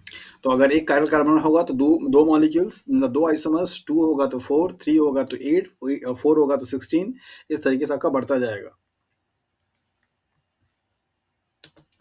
ओके, तो अभी तक आप लोगों ने ये समझा कि ऑप्टिकली एक्टिव कंपाउंड क्या होते हैं, और उनको कैसे आप देख करके बता पाएंगे कि ये मॉलिक्यूल्स आपका ऑप्टिकली एक्टिव है या नहीं है। C D and O R D जो स्पेक्ट्रोस्कोपी टेक्निक है, वो बेसिकली ऐसे ही मॉलिक्यूल्स को डील करता है जो कि क्या होते हैं, ऑप्टिकली आपके एक्टिव होते हैं। मोस्ट ऑफ द केसेस में बायोलॉजिकल सिस्टम में पाए जाने वाले जो मॉलिक्यूल्स हैं जिनकी एनालिसिस की जाती है, लाइक एज अ प्रोटीन है, like as a nucleic acid है, लाइक एज अ लिपिड है, लाइक एज अ कार्बोहाइड्रेट है, ये सब के सब क्या है, ऑप्टिकली एक्टिव कंपाउंड की कैटेगरी में आते हैं, क्योंकि इनके पास आपका एटलीस्ट एक क्या होता है, कायरल कार्बन पाए जाते हैं। तो आप बायोलॉजिकल सिस्टम में पाए जाने वाले बायोमोलिक्यूल्स का C D and O R D technique का यूज करके आप इंफॉर्मेशन इकट्ठा कर लेते हैं। क्या करेंगे इसके बारे में हम लोग डिस्कस बाद में करेंगे। तो यहाँ पर आपको कॉन्सेप्ट दिया जा रहा है कि जो भी आपका C D and O R D technique आप यूज करते हैं, उसमें दो टर्म आता है, प्लेन पोलराइज लाइट और दूसरा आता है सर्कुलरली पोलराइज लाइट। तो प्लेन पोलराइज लाइट क्या होती है, पहले उसके कॉन्सेप्ट को हम लोग समझ लेते हैं। नॉर्मल जो आपकी ऑर्डिनरी लाइट होती है, उसमें लाइट का जो स्कैटरिंग होता है, मीन्स लाइट का जो डायरेक्शंस होता है मूव करने का, वो जितना पॉसिबल डायरेक्शंस होगा वो सारे डायरेक्शंस में क्या होती है, पाई जाती है। मतलब लाइट आपका इस दिशा में भी मूव कर सकता है, लाइट आपका इस दिशा में भी मूव कर सकता है, लाइट आपका इस डायरेक्शन में भी मूव कर सकता है। ऐसे लाइट को हम नॉर्मल लाइट के नाम से जानते हैं, जहाँ पे लाइट जो होती है ऑल पॉसिबल डायरेक्शंस में क्या करती है, स्कैटर्ड करती है। ऐसे लाइट को जब हम किसी निकोल प्रिज्म से या पोलराइजिंग फिल्टर फिल्टर से, ग्लास से क्या करते हैं, पास कराते हैं, तो ये जितना भी ऑल पॉसिबल डायरेक्शंस की जो लाइट होती है, वो सब के सब क्या होते हैं, वहाँ पे फिल्टर हो जाती है। सिर्फ एक डायरेक्शन वाली लाइट क्या होती है, पास होती है।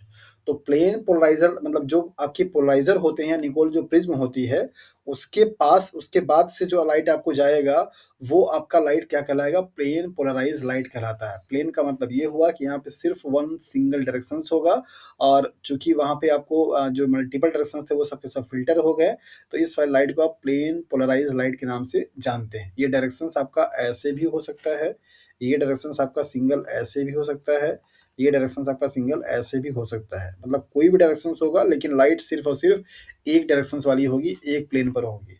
सो प्लेन पोलराइज लाइट का कॉन्सेप्ट क्या है कि जब कभी भी नेचुरल सोर्स से निकलने वाली जो लाइट होती है, जो कि ऑर्डिनरी सारी डायरेक्शंस में क्या करती है, स्कैटर्ड करती है, अगर उस लाइट को हम किसी भी पोलराइजर से या निकोल प्रिज्म से क्या करते हैं, पास कराते हैं, तो उस प्रिज्म से या उस पोलराइजर से पास होने के बाद जो लाइट होती है, वो सिर्फ किसी एक डायरेक्शन में क्या करती है, मूव करती है, एक प्लेन पे पाई जाती है। दैट इज वाई उसको आप प्लेन पोलराइज लाइट के नाम से जानते हैं। इसी के कॉन्सेप्ट को जब थोड़ा सा और एडवांस किया गया कि मतलब दो डिफरेंट आपके प्लेन पोलराइज लाइट को क्या किया गया, जब मिक्स किया गया, तो उससे बनने वाली लाइट को हमने क्या नाम दे दिया, सर्कुलरली पोलराइज लाइट। राइट। तो आपका जो C D and O R D जो टेक्निक होती है, इसमें आपका जो लाइट यूज किए जाते हैं वो सर्कुलर पोलराइज लाइट के नाम से जाने जाते हैं। तो पहले आपने यहाँ पे देखा कि प्लेन पोलराइज लाइट क्या होता है और ये कैसे बनता है, इसको बनाने के लिए क्या हम चीज़ यूज कर पाते हैं। नॉर्मल कंडीशंस में जो सोर्स ऑफ रेडिएशन या लाइट होते हैं, उनसे निकलने वाली जो लाइट होती है वो आपकी क्या होती है, ऑल पॉसिबल डायरेक्शंस में मूव करती है। राइट। और जब उस लाइट को आप किसी पोलराइजर से या निकोल प्रिज्म से क्या करते हैं, पास करा देते हैं, तो बनने वाली जो मीन्स जाने वाली जो लाइट होगी उसको आप प्लेन पोलराइज की लाइट के नाम से जानते हैं। An ordinary ray of light vibrate in all planes at right angle to the directions of its propagation. जिस दिशा में लाइट आपकी मूव कर रही होगी होती है, उस डायरेक्शंस में 90 एंगल पे जितने भी आपके डायरेक्शंस होंगे, उन सारे डायरेक्शंस पे लाइट क्या करती है, वाइब्रेट करती है, मीन्स मूव करती है। राइट। ये ऑर्डिनरी लाइट की पहचान है। If the ordinary ray of light is pass through a Nicol prism और polariser, the emergent rays has vibrations only in one plane, and that is called plane polarise light. तो ये जो figure आपको दिया जा रहा है, उस फिगर का वो आप ऊपर आपको स्टेटमेंट है, जो कि आपको यही बता रहा है कि प्लेन पोलराइज लाइट और ऑर्डिनरी जो नॉर्मल लाइट होती है, उनमें क्या डिफरेंस होता है। राइट? तो आपने यहाँ पे देखा कि प्लेन पोलराइज्ड लाइट क्या है और कैसे वो बनता है। नेक्स्ट हमारे पास जो कॉन्सेप्ट आता है that is the circularly polarised light. तो सर्कुलरली पोलराइज्ड जो लाइट है आपका क्या है? ये सर्कुलरली पोलराइज्ड लाइट जो होती है वो 2 आपके परपेंडिकुलर डायरेक्शंस में चलने वाले इलेक्ट्रोमैग्नेटिक जो प्लेन होते हैं, उन वेव्स का क्या होता है आपका कॉम्बिनेशंस होता है, जिनके एम्पलीट्यूड क्या होते हैं आपके मतलब इक्वल होते हैं और 90 एंगल का क्या होता है उसमें डिफरेंस होता है उनके फेजेस में। Means what? Circularly polarized light consists of two perpendicular electromagnetic radiations या electromagnetic planes, waves of equal amplitude and 90 degree difference in the phases। दो आपके ऐसे प्लेन पोलराइज लाइट जो कि आपस में एक दूसरे से 90 एंगल पे के डिफरेंस पे हो और एक दूसरे के परपेंडिकुलर हो, मीन्स 90 एंगल का एंगल बना हुआ हो, उनका एम्पलीट्यूड क्या हो, सेम हो। अगर उनको क्या किया जाता है, मिक्स कराया जाता है, मीन्स क्रॉस कराए जाते हैं, तो उनसे जो लाइट आपकी बनती है उसको आप सर्कुलरली पोलराइज लाइट के नाम से जानते हैं। और सर्कुलरली पोलराइज लाइट जो होती है वो आपका सैंपल में जाने के बाद लेफ्ट हैंड साइड में भी रोटेट कर सकता है, राइट हैंड साइड में भी रोटेट कर सकता है। उसके बेसिस पे इनको बताया जाता है कि circularly polarise light can be इधर right handed circularly polarised light और left handed circularly polarised light. RCPL का मतलब है right handed circularly polarised light and LCPL का मतलब है left handed circularly polarised light. The magnitude of left circularly polarized light and right circularly polarized light are not same। यही जो आपका point है, ये आपका बताता है किसके बारे में? CDNYD के बारे में। मतलब क्या? कि जब कभी भी किसी सॉल्यूशन से जो कि ऑप्टिकली एक्टिव कंपाउंड के सॉल्यूशंस होते हैं, वहाँ पे सर्कुलरली पोलराइज्ड लाइट आपकी क्या कराई जाती है? अगर पास कराई जाती है, तो इसके पास होने के बाद यहाँ पे जो इनका जो लेफ्ट और राइट साइड का जो पोलराइजेशंस हो रहा होता है, मीन्स मूवमेंट जो हो रही होती है, वो इक्वल इक्वल नहीं होती है, डिफरेंसेस आते हैं। और उन्हीं डिफरेंसेस के बेसिस पे उनका जो होता है कलर भी अलग आता है और उनके जो एंगल्स में डेविएशंस आते हैं वो भी क्या होते हैं? अलग होते हैं। इन्हीं दोनों चीज़ों को मेजरमेंट करके आप CDNYD टेक्निक क्या करते हैं? यूज़ करते हैं। तो पहले आप यहाँ पे देख लीजिए कि सर्कुलरली पोलराइज्ड लाइट का कॉन्सेप्ट क्या है। आपने यहाँ पे समझा कि सर्कुलरली पोलराइज्ड लाइट जो होती है वो बेसिकली बनती कैसे है? दो ऐसे प्लेन पोलराइज्ड लाइट जिनका कि आपका दोनों जो वेव्स हैं वो एक दूसरे से परपेंडिकुलर हो, मीन्स 90 एंगल पे क्या हो, डिफर हो, लेकिन उनका एम्पलीट्यूड क्या हो आपका सेम हो, तो उसको आप बोलते हैं सर्कुलरली पोलराइज्ड लाइट। ये left handed and right handed दोनों हो सकती है और इन दोनों का जो रोटेशन होता है, वो मैग्नीट्यूड होती है, वो सेम नहीं होती है। यहाँ पर आपको फिगर में दिखाया जा रहा है प्लेन पोलराइज्ड लाइट से कैसे आप सर्कुलरली पोलराइज्ड लाइट बनाएंगे।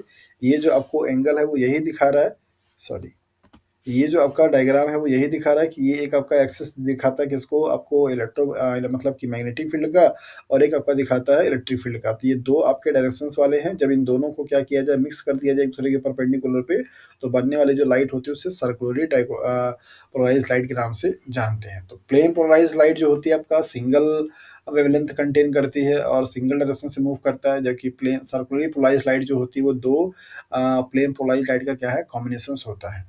तो अब आपकी जो टेक्निक है that is a circular dichroism means CD और ORD। अब इनके बारे में हम लोग पढ़ेंगे कि इनका क्या कॉन्सेप्ट होता है। अभी तक आपने देखा कि ऑप्टिकली एक्टिव कंपाउंड्स क्या होते हैं, कैसे आप उनको पहचानेंगे, साथ साथ आपके आपने ये देखा कि प्लेन पोलराइज लाइट का क्या कॉन्सेप्ट होता है या सर्कुलरली पोलराइज लाइट का क्या कॉन्सेप्ट होता है। अब आते हैं नेक्स्ट हमारे राइट हैंडेड लेफ्ट हैंडेड, उनका रोटेशन होता है, जो एंगल ऑफ रोटेशंस होगा, जो डायरेक्शंस होगा, उसकी बात किया जा रहा है कि मतलब आपके जो ये सर्कुलरली पोलराइज्ड लाइट होते हैं, ये आपके लेफ्ट हैंडेड भी रोटेट कर सकते हैं, राइट हैंडेड भी रोटेट कर सकते हैं। उनके बेसिस पे उनको बताया गया कि ये सर्कुलरली पोलराइज्ड लाइट जो होंगे वो आपके लेफ्ट हैंडेड भी हो सकते हैं, राइट हैंडेड भी हो सकते हैं, राइट? जैसे मान लीजिए कि अगर आपका ये सॉल्यूशन है और आपने यहाँ पे सॉल्यूशन से लाइट को पास कराया, तो ये सॉल्यूशंस में पास होने के बाद हो सकता है ऑप्टिकली एक्टिव कंपाउंड के पास प्रॉपर्टी होती है लाइट को रोटेट कराने की, जिसे आप बोलते क्या हैं? Optical rotation. क्या बोलते हैं? Optical rotation. All the optically active compounds have property to rotate the plane polarize और circularly polarized light in either direction, that is the clockwise means चाहे वो आपका राइट हैंडेड हो या anti clockwise means left handed हो। तो ये मान लीजिए अगर आपका ऑप्टिकली एक्टिव कंपाउंड का सॉल्यूशन है और ये आपका क्या है, प्लेन पोलराइज लाइट या सर्कुलर पोलराइज लाइट जा रही है, तो इसके जानने के बाद हो सकता है कि ये क्या करेगा, आपका इस एंगल पे मूव करेगा मीन्स लेफ्ट हैंडेड पे, या हो सकता है आपका राइट हैंड पे मूव करेगा। तो आपका जो सर्कुलरली पोलराइज लाइट होता है ना, जब किसी ऑप्टिकली एक्टिव कंपाउंड के साथ में ये पास होता है, तो ये आपका जो एंगल होगा ये अलग होगा और ये आपका जो एंगल होगा वो अलग होगा। ये दोनों का एंगल कभी भी सेम नहीं होता है और इन्हीं एंगल के डिफरेंसेस को मेजरमेंट करता है आपका सर्कुलरली मतलब CD एंड ORD। इसके बेसिस पे आप बताते हैं कि हाँ उनका ज्योमेट्री या कन्फर्मेशन क्या होता है। ओके, तो लेफ्ट हैंडेड और राइट हैंड का मतलब समझ में आया प्रियंका? ओके, तो अब हम लोग देखेंगे सीडी के बारे में कि सीडी का जो कॉन्सेप्ट है वो क्या होता है। ओके, ये सीडी वो नहीं है जो आप ड्राइवर में लगा करके आराम से कोई चीज़ कॉपी कर लेते हैं। इसका फुल फॉर्म है सर्कुलर डाइकोरिज्म। यहाँ पे डाई का मतलब होता है टू और कोरिज्म का मतलब होता है कलर। तो जो इनका एंगल ऑफ रोटेशन होता है, उस एंगल ऑफ रोटेशंस के बेसिस पे अलग-अलग फ्रीक्वेंसी क्या होती है, एब्ज़ॉर्ब होती है और उसकी वजह से अलग-अलग आपके कलर क्या होते हैं, देते हैं। तो उन्हीं को आप मेज़रमेंट करते हैं, जिसको आप सीडी के नाम से जानते हैं या सर्कुलर डाइकोरिज्म के नाम से जानते हैं।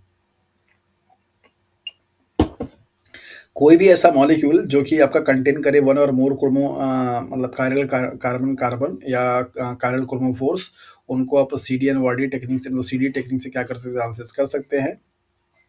सीडी क्या बताता है, refers to the differences in absorption between the left handed and right handed circularly polarised light as a function of wavelength. आपको मैंने यही बताया कि जो ये आपका सर्कुलरली पोलराइज्ड लाइट आपकी जा रही है, उसके जाने के बाद आपका जो ये एंगल आपका का जो डिफरेंस आ रहा है, उन एब्जॉर्प्शंस की जो डिफरेंसेस होते हैं उन्हीं को मेजरमेंट करता है आपका सर्कुलर डाइकोरिज्म में। तो मतलब जब कभी भी किसी ऑप्टिकली एक्टिव कंपाउंड से सर्कुलर पोलराइज्ड लाइट को क्या किया जाता है, पास कराया जाता है, तो उनका जो लेफ्ट हैंडेड होते हैं और राइट हैंडेड जो लाइट रोटेट करती है, उनकी दोनों की एब्जॉर्बेंस जो होती है वो अलग अलग आती है और उन्हीं एब्जॉर्बेंस के डिफरेंसेस को मेजरमेंट करता है आपका सर्कुलर डाइकोरिज्म।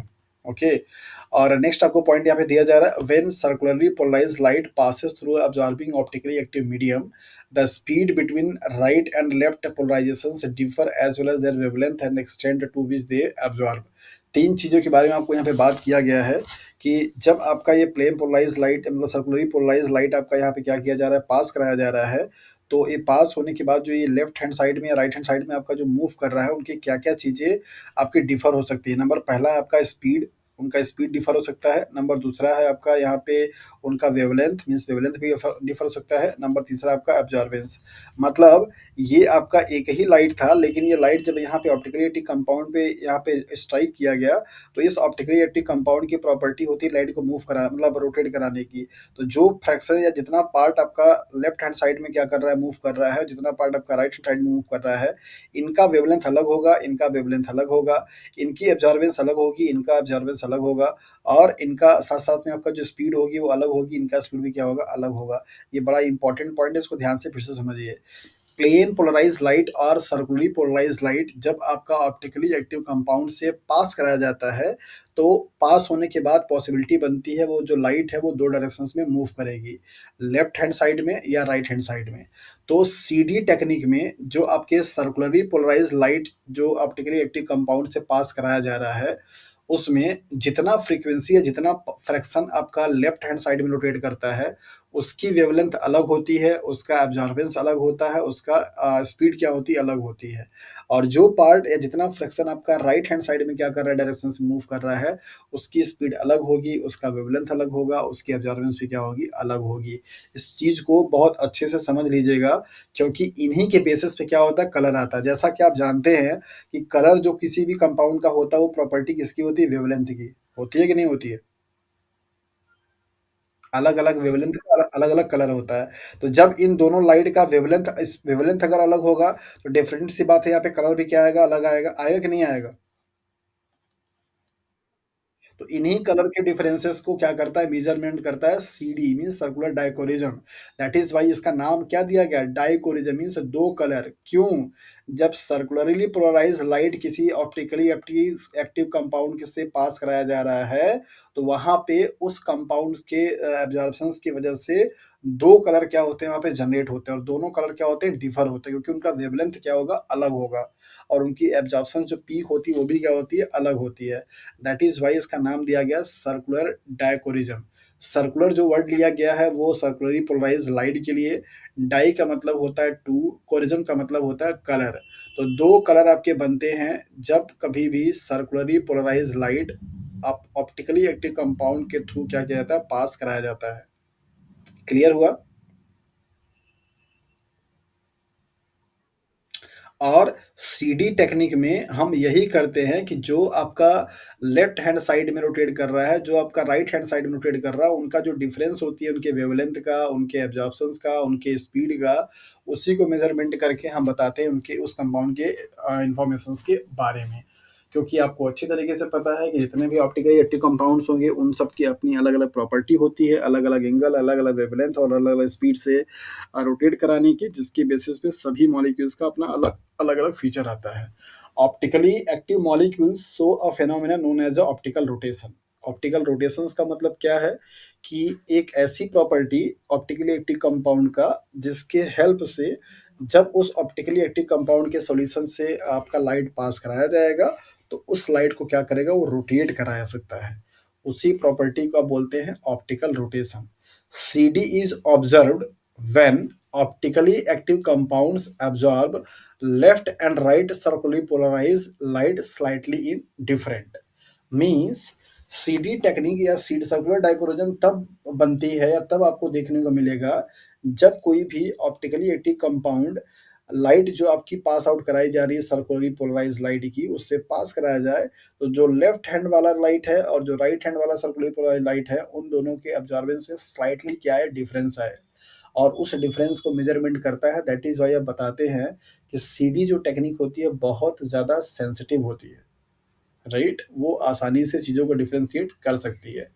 तो क्या सर्कुलर डाइकोरिज्म का जो कॉन्सेप्ट है, जो उसका मेन थीम है, ये आप लोगों को समझ में आया कि सर्कुलर डाइकोरिज्म है क्या?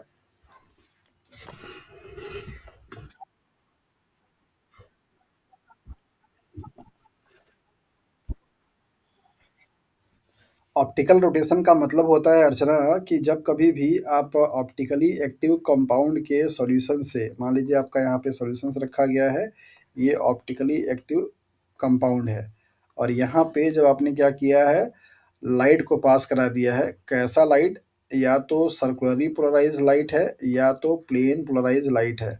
आप जब इनको पास कराते हैं तो ये सॉल्यूशन में प्रेजेंट मॉलिक्यूल्स जो होते हैं उनकी ये प्रॉपर्टी होती है कि इस लाइट को क्या करते हैं रोटेट करा सकते हैं या तो लेफ्ट हैंड साइड में और या तो फिर राइट हैंड साइड में।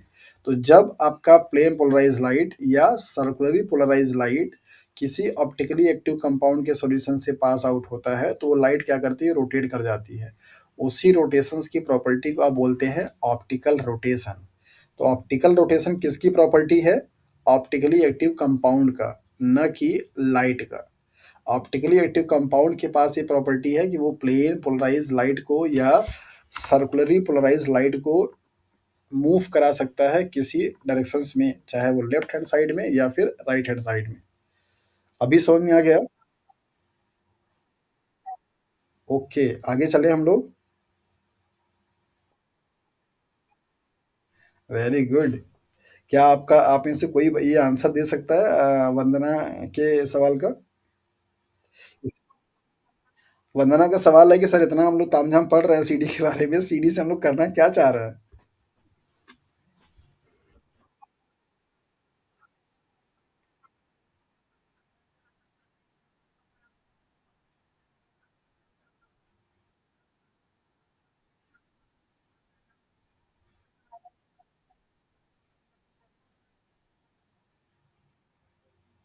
Very good. और कोई?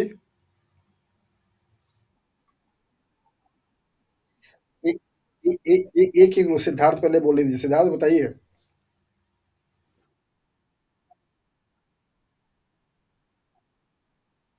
Very good. कौन सा, थ्री डायमेंशन या टू डायमेंशन, मतलब टर्सरी या सेकेंडरी? अच्छा, सेकेंडरी स्ट्रक्चर अगर करना होगा तो नहीं कर पाएंगे?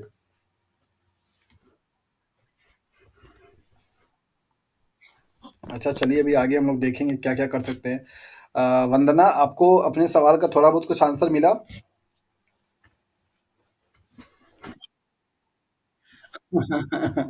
अभी थोड़ी देर आप और रुकिए, आपको बहुत अच्छे से समझा देंगे। अभी समझाएँगे तो उसमें टाइम जाएगा जो कि ये चीज़ को कवर नहीं कर पाएँगे, है ना? तो अब ये ओआरडी ये फिनिश कर लें, फिर दोनों के एप्लीकेशन पे हम लोग बात करेंगे विद एग्ज़ाम्पल्स कि कहाँ-कहाँ पे आप सीडी और ओआरडी टेक्निक का यूज़ कर सकते हैं और जहाँ-जहाँ पे आपके सीएसआईआर में एग्ज़ाम में सवाल पूछे गए हैं, उनको भी हम लोग यहाँ पे डिस्कस करेंगे कि ये आपसे ऑप्शंस सीआईडी और ओआरडी को लेकर के पूछे गए हैं। तो अगला टॉपिक है हमारा ORD means optical rotatory dispersion, right? तो इस चीज़ को समझने के लिए आपको यहाँ पे ध्यान देना होगा कि ये ओआरडी टेक्निक क्या करता है। ये बताता क्या है the rate of change of specific rotation specific rotation का मतलब है optical rotation optical rotation with respect to the wavelength is known as the optical rotatory dispersion. मतलब ये हुआ कि जब कभी ऑप्टिकली एक्टिव कंपाउंड के सॉल्यूशन से आपका लाइट जो क्या किया जा रहा है पास आउट कराया जा रहा है जैसे सर्कुलरली पोलराइज लाइट या प्लेन पोलराइज लाइट जो पास आउट कराई जा रही है तो उनके एंगल में आपने क्या देखा था डिफरेंसेस आए थे जैसा कि आप ऊपर भी देख पा रहे थे। ये फिगर्स में आपको समझा देता हूँ ये फिगर क्या बताना चाह रहा है कि नॉर्मल आपको यहाँ पे दिखाया जा रहा है कि जो इंसिडेंट लाइट है, उस इंसिडेंट लाइट में ये मान लीजिए अगर आपका एक्सिस है, तो इस एक्सिस पे देखिए आपके जो राइट वाला एंगल है, ये और जो लेफ्ट वाला एंगल है ये दोनों क्या हैं बराबर-बराबर हैं, इक्वल-इक्वल हैं, राइट? ये नॉर्मल प्रॉपर्टी है। लेकिन जब ज ज यहाँ पे आपको ले battery your battery is running low. So मेरे ख्याल से बैटरी अभी 1-2 मिनट के अंदर में ही शट डाउन हो जाएगा पूरा ये लैपटॉप ही मेरा। तो जल्दी से इसको फिनिश कर लेते हैं और अगर ये नेटवर्क खत्म हो जाए तो आप समझ लेना कि अब ये बैटरी चली गई है, ठीक है? ओके, तो जल्दी से इसको फिनिश करते हैं। यहाँ पे देखिए आपको दिखाया जा रहा है कि जो नॉर्मल इंसिडेंट लाइट होती है, उस इंसिडेंट लाइट में जो राइट का जो पोर्शन है और जो लेफ्ट का पोर्शन है, दोनों का एंगल आपको क्या दिखाई दे रहा है? सेम-सेम दिखाई दे रहा है। लेकिन जब इसी लाइट को किसी सर्कुलरली मतलब जब कोई ऑप्टिकल एक्टिव कंपाउंड के सॉल्यूशन से क्या करते हैं, पास कराते हैं, तो पास कराने के बाद आप यहाँ पे देखिए कि राइट वाला जो एंगल का रोटेशन है, उसका एंगल क्या हो रहा है? ज़्यादा बढ़ जा रहा है, जबकि लेफ्ट वाले क्या हो रहा है? कम हो रहा है। तो मतलब ये कि ये दोनों जो एंगल होंगे लेफ्ट वाले का मतलब राइट वाले का और लेफ्ट वाले का जो एंगल होगा वो दोनों इक्वल इक्वल नहीं होता है, यहाँ पे डिफरेंसेस आते हैं और इन्हीं डिफरेंसेस को मेजरमेंट कौन करता है that is the ORD technique. Okay, so ORD technique किस चीज पे बेस्ड है कि जब कभी भी सर्कुलरली और प्लेन पोलराइज लाइट किसी ऑप्टिकली एक्टिव कंपाउंड से पास आउट कराई जाती है तो जो उनका राइट एंगल पे मतलब राइट हैंड साइड पे एंगल का रोटेशन होता है और जो उनका लेफ्ट हैंड साइड पे एंगल का रोटेशन होता है वो दोनों इक्वल इक्वल नहीं होते, उनमें स्लाइटली डिफरेंसेस होते हैं और उन्हीं डिफरेंसेस को मेजरमेंट करता है कौन आपका ओआरडी टेक्निक। क्लियर है? ओके, तो ये डायग्राम आपको यही बताने के लिए लगाया गया है कि यहाँ पे आप देख पाएँगे कि यहाँ पे दोनों का दोनों एंगल आपका क्या है सेम है, एरिया दिखाई दे रहा है, जबकि यहाँ पे आप देखिए राइट हैंड साइड वाले का एरिया ज़्यादा आया और ये जो आपका रेड वाला लाइन दिखा रहा है ना, ये दिखा रहा है एंगल डिफरेंस कि इसमें और इसमें डिफरेंस कितना है, यही आपको अल्फ़ा बताता है। तो अल्फ़ा क्या है? एंगल ऑफ डेविएशन किसका? जब आपका प्लेन पोलराइज़्ड लाइट या सर्कुलरली पोलराइज़्ड लाइट उस ऑप्टिकली एक्टिव कंपाउंड से पास किया तो नॉर्मल के कंपैरिजन में कौन-सा एंगल कितना डेविएट हुआ उसी का बोलते हैं alpha. So alpha is equal to deviation in angle कब? जब आपको लाइट पास कराएगी किसी ऑप्टिकली एक्टिव कंपाउंड से। सो नेक्स्ट यहाँ पे आपको दिया जा रहा है सर्कुलर बाई रेफ्रिजरेंस। ये टर्म आपसे कभी-कभी पूछा जाता है पार्ट बी वाले सवाल में क्वेश्चंस में। इसका मीन आप क्या बताते हैं? इसका क्या मीन है? तो अभी आपने जो यहाँ पे देखा था पीछे वाले फिगर में लाइक दैट ये वाला, तो ये जो रेड वाला लाइन है वो क्या दिखाता है? इसके और इसके एंगल का जो डिफरेंस है उसी को बताता है। तो लेफ्ट हैंड और राइट हैंड का जो एंगल है रोटेशंस का, उन दोनों में जो डिफरेंसेस होता है उसी का आप सर्कुलर बाइजेरेंस के नाम से जानते हैं। तो सर्कुलर बाई फ्रिंजेंस का मीन क्या है? The difference in indices of refractions for right circularly polarised light means RCP and left circularly polarised light दोनों के ही एंगल में क्या डिफरेंसेस आ रही हैं उनके रिफ्रैक्शंस में, उन्हीं डिफरेंस ऑफ एंगल को आप बोलते हैं circular birefringence. Thus, on passing plane polarized light through optically active compounds result in an unequal rate of propagations of right and left circularly polarized light due to the circular birefringence. मतलब आपको यहाँ पे ये बताया गया कि जो circular bye रेफ्रिजरेंस होता है वो क्या बताता है? वो बताता है कि जब कभी भी आपका लाइट किसी ऑप्टिकली एक्टिव कंपाउंड से अगर पास कराया जाता है तो उनका लेफ्ट एंड राइट का जो एंगल पे रोटेशन हो रहा है उनमें डिफरेंसेस आते हैं और उन्हीं डिफरेंसेस को बेसिकली हम क्या बोलते हैं सर्कुलर बाई रेफ्रिजरेंस बोलते हैं। तो चूंकि ये डिफरेंसेस जो आ रहे हैं उन डिफरेंसेस को अगर देखा जाए मेजरमेंट किया जाए तो मतलब कि उनको पास कराने के बाद अगर ऑप्टिकली एक्टिव कंपाउंड से तो जो ये अनइक्वल रेट से आपका प्रोपागेशन हो रही होती है उस चीज को हम लोग मेजरमेंट करते हैं आपके ओआरडी के टेक्निक में। तो ये दूसरी वाली जो लाइन है आपको क्या बता रही है, on passing plane polarized light through optically compounds results in unequal rate of propagation means अलग अलग रेट से क्या करेगी, अलग अलग डायरेक्शन में क्या करती है, मूव करती है। किसकी वजह से? ऑप्टिकली एक्टिव कंपाउंड की वजह से। तो उनका जो राइट एंड लेफ्ट जो पोलराइजेशन होता है वो दोनों अलग अलग होते हैं। क्यों ये? और उसके उसके पीछे का जो रीजन है वो फिनोमेना कौन सा है? Circular birefringence. तो ये वाले आपकी पॉइंट इस वाले पॉइंट को सपोर्ट करते हैं।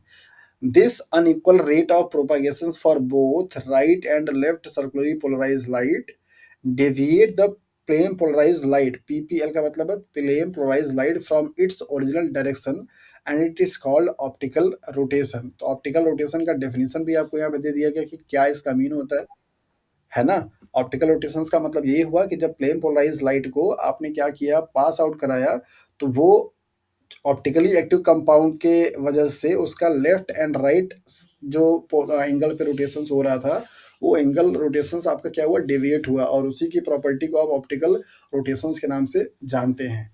तो ये आपका था सीडी का। तो सीडी में आपने क्या देखा, दो दो चीजें आपको यहाँ पे समझ में आएंगी सीडी और ओआरडी का। ओआरडी के टेक्निक में आप क्या देख रहे हैं कि जब आप ऑप्टिकली एक्टिव कंपाउंड से प्लेन सर्कुलरली पोलराइज्ड लाइट या प्लेन पोलराइज्ड लाइट को पास करा रहे हैं तो उनके जो रोटेशन ऑफ एंगल में डिफरेंसेस हो रही है उसको क्या कर रहा है, वो मेजरमेंट कर रहा है। जबकि सीडी में आप क्या देख रहे हैं कि जब प्लेन पोलराइज्ड लाइट को किसी ऑप्टिकली एक्टिव कंपाउंड से मूव कराया जा रहा है, मीन्स पास कराया जा रहा है, तो उनके एंगल में मतलब उनका जो लाइट का फ्रैक्शन जो रोटेट कर रहा है उनके वेवलेंथ अलग हैं और उनकी स्पीड अलग है और उनके क्या है, अब्जॉर्बेंस अलग है, जिसकी वजह से वहां पे क्या आ रहा है, कलर आपका डिफरेंट डिफरेंट आ रहा है। तो आप उस चीज को मेजरमेंट कर रहे हैं, मतलब उनके वेवलेंथ को और जबकि यहाँ पे एंगल को, दोनों चीजों में माइनर डिफरेंस है। सीडी में आप वेवलेंथ को मेजरमेंट कर रहे हैं जिसकी वजह से कलर आ रही है। ओ आर डी में आप एंगल के डिफरेंस को मेजरमेंट कर रहे हैं जो कि प्लेन पोलराइज लाइट या सर्कुलर पोलराइज लाइट जब आप ऑप्टिकली कंपाउंड से पास कराई जा रहे हैं तो उसमें जो एंगल का डिफरेंस आ रहा है उसको क्या कर रहे हैं, मेजरमेंट कर रहे हैं। और वो एंगल का मेजरमेंट करके आप कंपाउंड के स्ट्रक्चर्स के बारे में क्या करते हैं, इंफॉर्मेशन निकालते हैं। तो ये है आपका concept C D and O R D का। तो एप्लीकेशंस क्या क्या है आपका, analysis of protein structures and conformational changes में देख लीजिए, ये बड़ा इंपॉर्टेंट लाइन है यहाँ पे। Depending on the wavelength of light use for the generation of circularly polarised light, कौन सा वेवलेंथ की लाइट आपको यूज की गई है ये बनाने के लिए, उसके बेसिस पे आपका यहाँ पे दिया जा रहा है कि अगर यूवी लाइट का दो पोर्शन है आपका फार और नियर, तो फार यूवी सी डी का मतलब हो गया कि यूवी रेडिएशन है, सी डी में सर्कुलर डाइकोरिज्म। तो 190 से लेकर के 250 नैनोमीटर के रेंज वाले लाइट को हम लोग क्या बोलते हैं, फार यूवी बोलते हैं। और इस रेंज पे जो एब्जॉर्प्शन मीन जो सीडी निकल के आ रही है वो किसका आ रहा है, पेप्टाइड बॉन्ड का एब्जॉर्प्शन होता है। तो पेप्टाइड बॉन्ड का आपका अगर सर्कुलर डाइक्रोजन कराना है तो उस केसेस में आप जो वेवलेंथ लाइट यूज करेंगे वो कौन सा यूज करेंगे, 190 से लेकर के 250, और उसको आप बोलते हैं फार यूवी। और नियर यूवी का मतलब है 250 से लेकर के 320। और इसके इस वाले वेवलेंथ पे आप एरोमेटिक जो अमीनो एसिड्स होते हैं उनका क्या करते हैं, एब्जॉर्प्शंस लेते हैं। और एरोमेटिक के जो साइड ग्रुप और जो साइड चेन होते हैं उनके वजह से ये 250 से लेकर के 320 के बीच में क्या करती है, एब्जॉर्प्शन देती है, जिसको आप नियर यूवी सीडी के नाम से जानते हैं। तो कौन कौन से वो अमीनो एसिड्स हैं, नंबर पहला आपका फिनाइलएलानाइन। तो आप यहाँ पे देखिए कि फिनाइलएलानाइन के जो एब्जॉर्प्शन है मैक्सिमम किस पे आती है, 250 से लेकर के 270 के रेंज में आती है। और टायरोसिन का जो है वो आपका 275 से 285 के बीच में आता है। और ट्रिप्टोफान का जो है आपका 290 से लेकर के 305 के बीच में आता है। तो ये इनके एब्जॉर्प्शन की रेंज है। ये भी आपके ग्राफ बना करके आपको करेक्ट करने के लिए दिया जाता है कि कौन सा ग्राफ आपको सही बता रहा है। CD spectrum in far UV region give quantitative information about overall secondary structure of the protein। मतलब ये वाली जो रेंज की लाइट है, कौन वाली, 190 से लेकर के 250 तक का। अगर आपके एग्जाम में ये सवाल पूछ दिया जाए कि secondary structure of proteins can be determined by using क्या फार यूवी रेडिएशंस या फार यूवीसीडी या नियर यूवीसीडी या आपका दूसरा कोई ऑप्शन दे दिया जाए, तो आपको वहाँ पे ध्यान देना होगा कि जो यूवी लाइट की जो रेंज है दैट इज 190 से लेकर के 250 के बीच का, इस लाइट का यूज करके हम किसी भी प्रोटीन के सेकेंडरी स्ट्रक्चर्स के बारे में इंफॉर्मेशन क्या करते हैं, गैदर करते हैं।